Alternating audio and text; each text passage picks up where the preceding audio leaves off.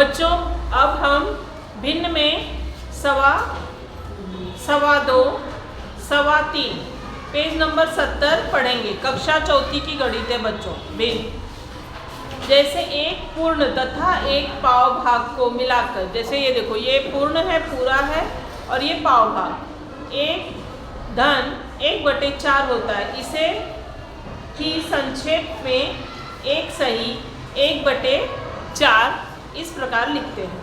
भिन्न एक सही 1/4 का वाचन कैसे करते हैं? एक सही 1/4 अथवा सामान्य व्यवहार में हम क्या कहते हैं? सवा। तीन पूर्ण और पाव भाग मिलकर, मतलब ये तीन पूरा और पाव भाग 1/4, तीन धन 1/4 होता है। इसमें इसे ही संक्षेप में तीन सही 1/4 लिखते हैं और इसे तीन सही 1/4 अथवा सवा तीन पढ़ते हैं। इसी प्रकार दो सही 1/4 का वाचन सवा दो और चार सही 1/4 का वाचन सवा चार करते हैं बच्चों। ये जो दिया हुआ है किताब में बच्चों, इसी प्रकार इसको 2-3 बार आप लोग पढ़ लेंगे तो आगे के प्रश्न आपको समझ में आ जाएंगे।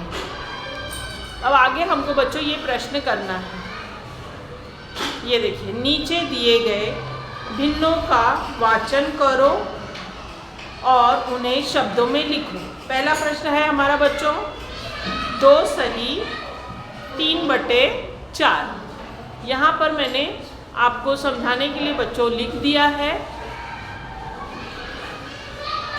ये देखिए, 2 सही 3/4।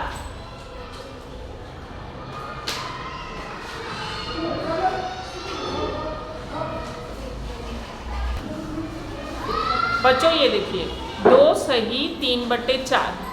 मैंने ऐसे ये गोल बनाया है, 4 डब्बे बनाए, 1 2 3, ठीक है।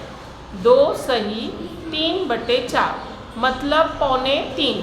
3.25 मतलब बच्चों 3 पूरा नहीं हुआ है। 1 2 3 ये डब्बा खाली रह गया, इसलिए इसे हम 2 सही 3/4 अथवा 3.25 पढ़ेंगे। हमारा अगला प्रश्न है बच्चों, 3 सही 1/4। ये देखिए, 3 सही 1/4, एक ही डब्बा भरा है हमारा। 3 सही 1/4 अथवा सवा तीन, ये हमारा बच्चों पाव भाग ही है ना, पाव भाग ही भरा हुआ है, इसलिए हम इसे सवा तीन या 3 सही 1/4 पढ़ें। तीसरा प्रश्न है 11 सही 1/2, 11.5। जहाँ पे भी 1/2 है बच्चों, उसे बिना सोचे समझे हम साढ़े लगाएंगे। 11 सही 1/2, 11.5। अब हमारा अगला प्रश्न है 5 सही 3/4। ये देखो बच्चों, इस प्रकार से एक गोल बनाओ, 1 2 3 घर भर गया है।